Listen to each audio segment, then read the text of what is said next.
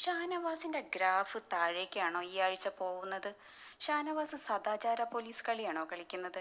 ഇന്നലത്തെ പ്രമോയിൽ ലാലേട്ടൻ ജിസൈലിനോട് ചോദിക്കുന്നുണ്ട് ഇവിടുത്തെ ആരുടെയെങ്കിലും നോട്ടം ശരിയല്ലാത്തതുണ്ടോയെന്ന്. എന്നിട്ട് പതുക്കൽ ഷാനവാസിൻ്റെ അടുത്ത് പോയിട്ട് ചോദിക്കുന്നു ഇവിടുത്തെ ആരെങ്കിലും നോട്ടം ശരിയല്ലാത്തതുണ്ടോയെന്ന്. അപ്പം ഷാനവാസ് പരുങ്ങുന്നുണ്ടേ. എന്നിട്ട് ഷാനവാസിനോട് ചോദിക്കേണ്ട അക്ബറിൻ്റെ നോട്ടം ശരിയല്ലാത്തതുണ്ടോയെന്ന് ചോദിക്കുമ്പോൾ ഷാനവാസ് അത് ഞാൻ പണ്ടത്തെ കാര്യം പറഞ്ഞതാണ് ലാലേട്ട, എനിക്കൊരു പരാതിയുണ്ട്.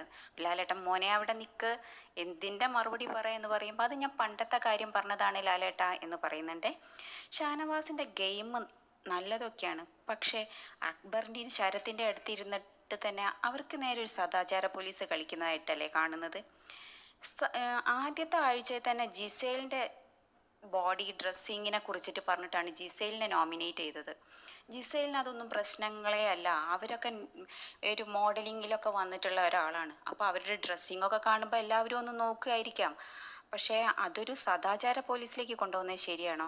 പിന്നെ ഷാനവാസ് പറഞ്ഞിട്ടുള്ളൊരു കാര്യം റെന ഫാത്തിമയ്ക്കെതിരെയാണ്. ഇത്ര ചെറുപ്പത്തിലെ ബോയ് ഫ്രണ്ടോ, അതും അക്ബറിനോട് തന്നെയാണ് ഇതൊക്കെ പറഞ്ഞിട്ടുള്ളത്. ഫ്ലൈറ്റിൽ വരുമ്പം ബോയ് ഫ്രണ്ടിൻ്റെ കൂടെയായിരുന്നു മുമ്പിൽ ഇരുന്നിരുന്നത്. ഞാനൊന്നും പറയുന്നില്ല എന്ന് പറഞ്ഞാൽ അവിടെ അത് നിർത്തി.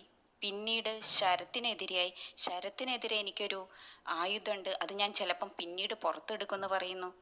വീണ്ടും ഇപ്പതാ അക്ബറിനെതിരെ.